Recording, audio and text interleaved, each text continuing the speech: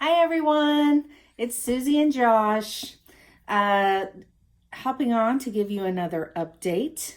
So, um, as most of you know, I flew down to Kansas to Children's Mercy in Kansas City to do a consultation for the fetal surgery. I've elected to do it in Kansas because that's where my family is. So we get down there, and after many ultrasounds, and no cooperation from the baby at all. In fact, at one point during the ultrasound, he was refusing to show his spine the entire time. And this is my favorite story and probably always will be for like his whole life.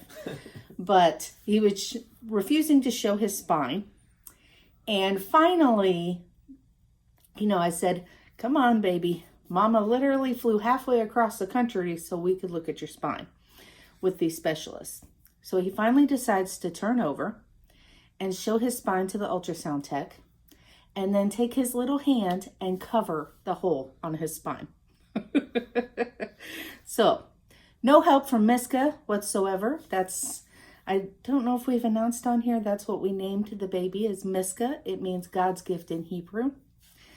So, we were able to meet with a team of specialists, fetal neurologists, fetal surgeons, people who will be taking care of the baby before and after the birth. I mean, they really brought everyone together to us.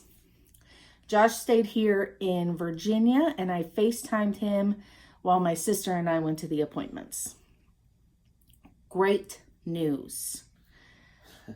We just got great news. So apparently, if you're going to have spina bifida, our baby has it in the ideal spot.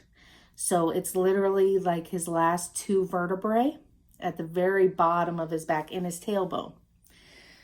The lower it is, the least nerves affected, right? So, coupled with that, during the ultrasound, they did see the legs move independently, meaning they are most likely not paralyzed. So that was really great news. It may still affect his ankles and his feet. There's still unknowns. There's unknowns on whether he will be able to be continent of urine and bowel. And those are the kind of things that, because it depends on the nerves and not just where the hole is, and you can't know what has been damaged and what hasn't until after he's born. So the Chiari, where the brain is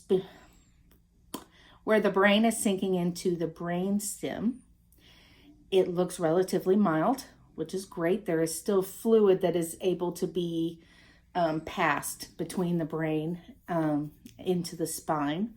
So they said there might be a touch of fluid buildup in the brain, but nothing to even really begin to be concerned about at this point. The brain is not jamming itself into the spinal cord, which is great. That's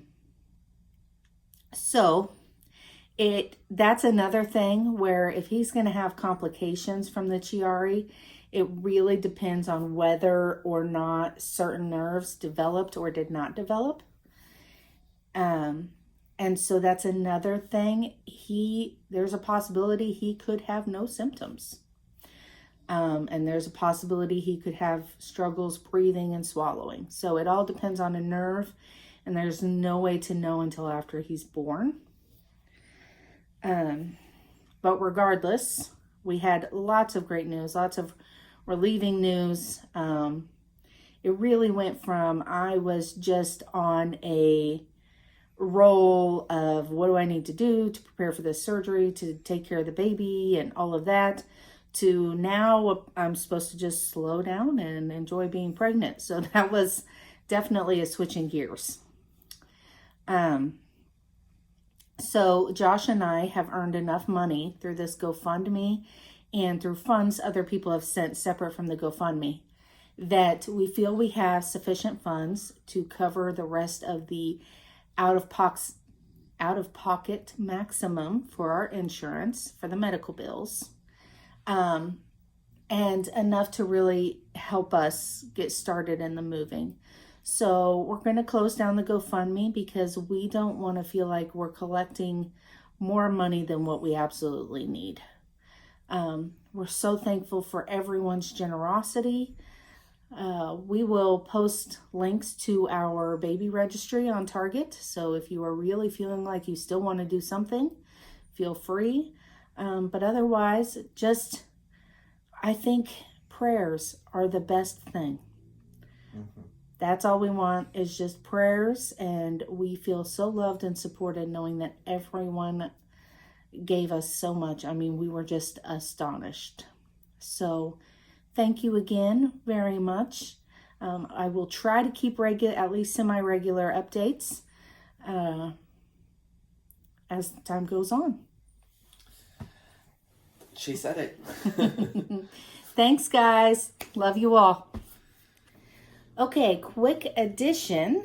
I realized that through the whole video, I forgot to announce the main news, which is that they do not want to do the surgery until after the baby is born. They said because of how low the hole in his spine is, and which means the least amount of nerves affected, they felt it wasn't worth the risk to his health or my health to do the surgery in your utero. And so once he's born, he's going to have surgery within 72 hours to close the spine.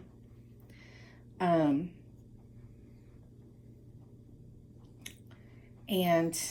after that, we kind of just go and see what God has given us and take care of what we need to take care of and just enjoy having our little boy. All right. Thank you.